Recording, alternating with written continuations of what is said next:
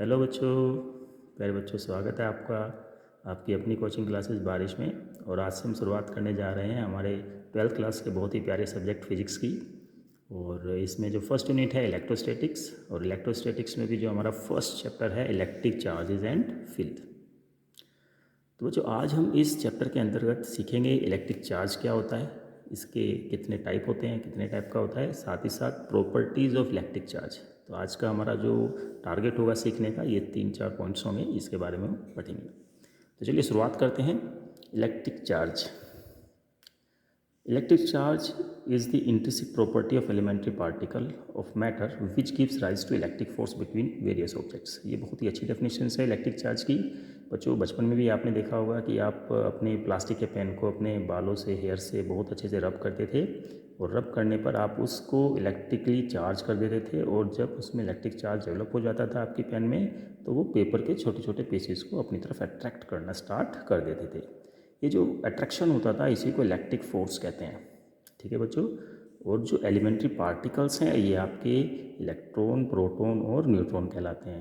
पर यहाँ पे इलेक्ट्रिक चार्ज के लिए जो रेस्पॉन्सिबल एलिमेंट्री पार्टिकल्स हैं वे केवल इलेक्ट्रॉन और प्रोटॉन होते हैं, क्योंकि न्यूट्रॉन पर तो कोई चार्ज होता नहीं। तो यहाँ पर बेसिकली हम इलेक्ट्रॉन्स के बारे में और प्रोटॉन्स के बारे में ही बात करेंगे।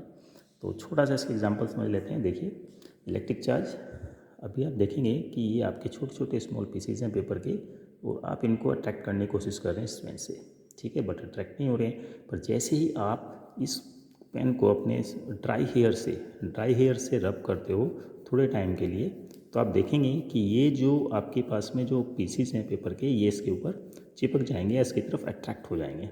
देखते हैं।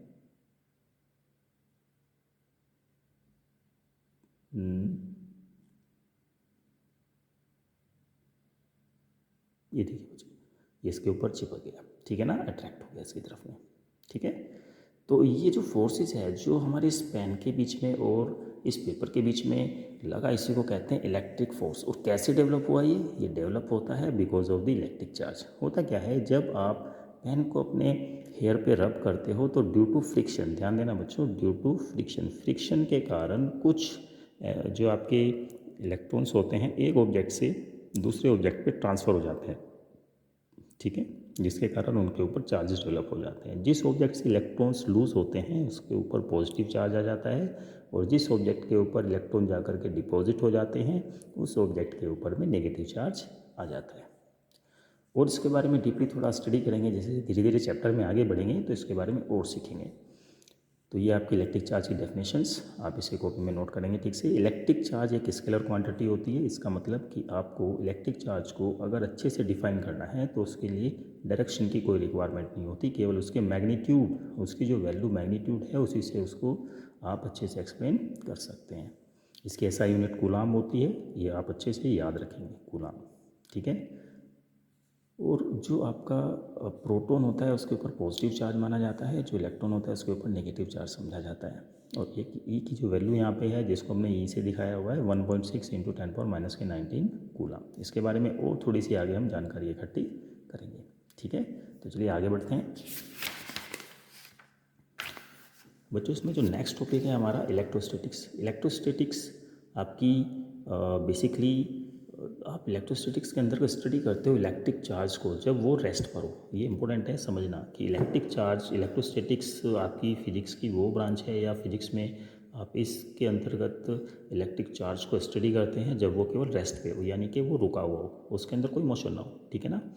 अब इसमें कुछ हमारे एप्लीकेशंस हैं, इसको लेकर के थोड़ी सी हम बात कर लेंगे बाद में। बट आपको इलेक्ट्रोस्टैटिक्स में एक ही चीज़ है जो आपको अच्छे से अपने दिमाग में याद रखनी है कि इलेक्ट्रोस्टैटिक्स के अंतर्गत आप इलेक्ट्रिक चार्ज को स्टडी करते हैं जब वो रेस्ट पर होता है, इसे आप याद रखेंगे, ठीक है। अब 2 काइंड्स ऑफ इलेक्ट्रिक चार्ज, तो इसका मतलब अभी एक हमारा टॉपिक था इलेक्ट्रिक चार्ज के टाइप्स, तो ये 2 टाइप का होता है, एक पॉजिटिव और एक नेगेटिव, ठीक है। इसमें जो आपको याद रखने वाली चीज़ है कि आपके जो लाइक चार्जेस होते हैं, भाई पॉजिटिव हो गया और नेगेटिव लाइक चार्जेस कहलाएंगे। जैसे यहाँ पे आप देख पा रहे हो कि 2 बॉल हैं हमारे पास में सिमिलर की, और सिल्क थ्रेड है, रिपल्सन इसके बीच में एक्ट करता है, यानी कि लाइक चार्जेस हमेशा रिपेल करते हैं एक दूसरे को। जैसे आप यहाँ पे भी देख सकते हैं कि यहाँ पर भी नेगेटिव चार्ज है, इस बॉल में नेगेटिव चार्ज है, इस बॉल पे नेगेटिव चार्ज है, क्योंकि माइनस साइन दिखाई दे रहा है। ऐसे यहाँ पे पॉजिटिव साइन है, ये लाइक चार्जेस हैं जो एक दूसरे को रिपेल करेंगे, एक दूसरे को दूर धकेलेंगे, ठीक है। ऐसे आप यहाँ पे देख सकते हो, ये पॉजिटिव चार्ज है और ये नेगेटिव चार्ज है, और ये आपस में एक दूसरे को अट्रैक्ट करेंगे। तो हमारे पास में जो टाइप्स ऑफ की बात करेंगे कि कितने टाइप के इलेक्ट्रिक चार्ज होते हैं, तो they are only 2 kinds of electric charge, positive and negative. एक पॉजिटिव और एक नेगेटिव होता है।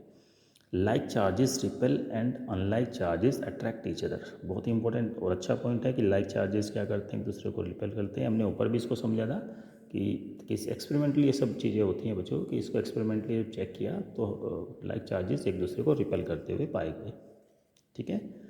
इसमें जो सेकंड स्टेटमेंट है, that is also called the fundamental law of electrostatics. अगर कोई एक नंबर में क्वेश्चन आ जाता है कि what is the fundamental law of electrostatics, तो आप क्या जवाब देंगे? Like charges repel and unlike charges attract each other. ये इसका आंसर होगा, ठीक है बच्चों। चलिए आगे बढ़ते हैं। नेक्स्ट हमारी हेडिंग होगी कंडक्टर्स एंड इंसुलेटर्स। भाई कंडक्टर्स क्या होते हैं? जिनके अंदर इलेक्ट्रिक चार्ज फ्लो कर सके।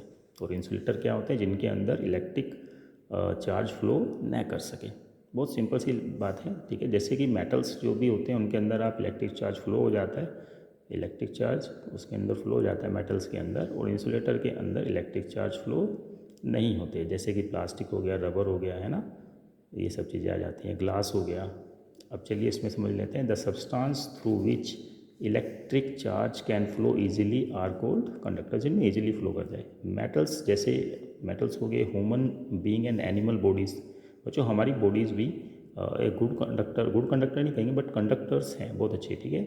ग्रेफाइट्स, हाँ हो गया ग्रेफाइट, आप जानते हैं कार्बन जो आपकी पेंसिल में यूज़ होता है, और एसिड्स, एल्कलाइंस, ये सब अच्छे कंडक्टर्स होते हैं।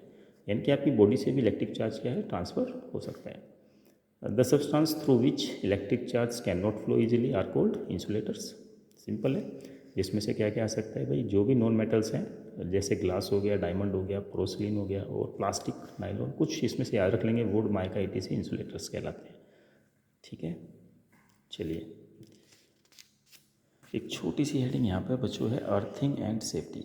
इसको आप वैसे ही थोड़ा याद रखेंगे। The process in which a body shares it's charges with the earth is called grounding और अर्थिंग। आपने देखा होगा कई बार घरों में भी अर्थिंग कर देते हैं, जो इलेक्ट्रिक वायरिंग होती है, और इससे क्या होता है कि जो भी आसमानी बिजली या फिर जो भी लाइटिंग होती है, लाइटनिंग, वो आपके अगर घर पे पड़ती है तो कुछ वायरिंग होती है जो सीधा ग्राउंड के अंदर उसको नीचे कनेक्ट कर देते हैं।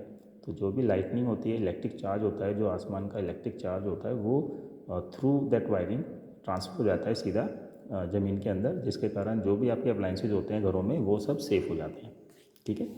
जैसे इसका प्रोसेस कुछ थोड़ा सा समझने में आ जाएगा आपको कि कैसे neutralization of positively charge and negatively charge earth body. जैसे मान लेते हैं बच्चों की एक बॉडी है हमारे पास में, और इसके ऊपर ये पॉजिटिव चार्ज है, किसी कारण से पॉजिटिव चार्ज इसके ऊपर डेवलप है। तो आपने क्या किया, इसको अगर एक वायर से आप अर्थ में कनेक्ट कर देते हैं, तो ये जो पॉजिटिव चार्ज है, टोटल पॉजिटिव चार्ज आपका किधर ट्रांसफ़र हो जाएगा? अर्थ में चला जाएगा, ठीक है। और जिसके कारण होगा क्या कि आपके जो या तो पॉजिटिव चार्ज आपका अर्थ में चला जाएगा, या यहाँ से इलेक्ट्रॉन्स निकल करके क्या होगा, आपके इस बॉडी के ऊपर ट्रांसफ़र हो जाएंगे, जिसके कारण ये न्यूट्रलाइज हो जाएगी। इसका ऊपर टोटल चार्ज जो है न्यूट्रलाइज हो जाएगा, जीरो हो जाएगा। ऐसे आप यहाँ पे देख सकते हैं कि आपके पास जो ये इलेक्ट्रॉन्स हैं, इसके ऊपर जो नेगेटिवली चार्ज है, ये नेगेटिवली चार्ज है, तो इसका मतलब इसके ऊपर इलेक्ट्रॉन्स क्या हैं, अधिकता में है, इसके ऊपर इलेक्ट्रॉन एक्सिस में है। ये इलेक्ट्रॉन्स आपके अर्थ में जो है ट्रांसफ़र हो जाते हैं, ठीक है। अगर इलेक्ट्रॉन इस तरह की डायरेक्शन आपकी बॉडी से अर्थ, बॉडी टू द अर्थ है, तो करंट की डायरेक्शन आपकी क्या हो जाएगी? अर्थ टू बॉडी हो जाएगी, ठीक है भाई। करंट क्या होती है? आपके इलेक्ट्रॉन के फ्लो के डायरेक्शंस के अपोजिट में फ्लो करती है।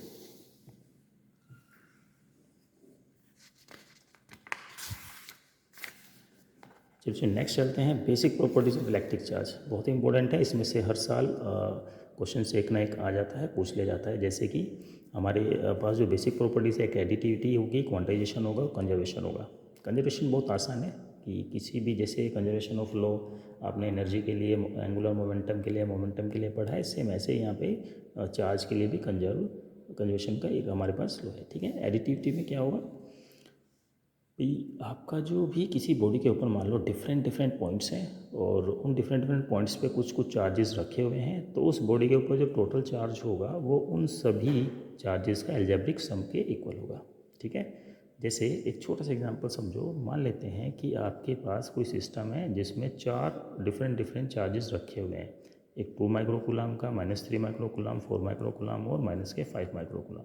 मान लो यहीं पर एक आपके पास क्या है, एक स्पेयर है, एक बॉल है, उसमें 4 पॉइंट्स हैं, 4 पॉइंट्स पे ये इस तरीके से जो है अलग अलग पॉइंट्स पर इतने माइक्रोकूलम के चार्जेस जो हैं रखे हुए हैं। ठीक है, कूलाम क्या है, यूनिट होती है चार्ज की, माइक्रो बहुत ही छोटा 10⁻⁻6 से इसको हम कन्वर्ट कर सकते हैं 10⁻⁻6 से। ठीक है, अब जो टोटल चार्ज होगा उस ऑब्जेक्ट के ऊपर, मान लो यहाँ पे अलग अलग पॉइंट्स थे, तो टोटल चार्ज क्या होगा, इन सभी चार्जेस का एल्जेब्रिक सम होगा। जो प्लस के चार्जेस थे प्लस के ले लेंगे, जो माइनस के चार्जेस हैं माइनस के ले लेंगे, और जब हम इनको प्लस माइनस करेंगे, ठीक से सोल्व करेंगे, तो हमारे पास आ जाएगा -2 माइक्रोकूलम। ठीक है ना, इसको सिंप्लीफाई करोगे -2 माइक्रोकूलम। अगर हमसे पूछा जाए भाई इस ऑब्जेक्ट के ऊपर कितना चार्ज है, तो हम कहेंगे -2 माइक्रोकूलम। इसी को कहते हैं एडिटिविटी ऑफ इलेक्ट्रिक चार्ज।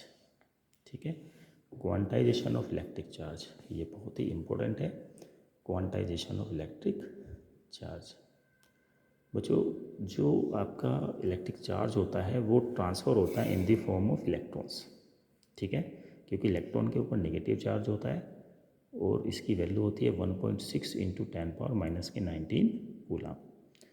जब इलेक्ट्रॉन्स ट्रांसफ़र होते हैं तो इलेक्ट्रॉन्स एक स्पेसिफिक वैल्यू, चार्ज की जो स्पेसिफिक वैल्यू है उसी को अपने साथ कैरी करते हैं, या तो डिपॉजिट होते हैं किसी ऑब्जेक्ट के ऊपर या वहाँ से ट्रांसफ़र होते हैं।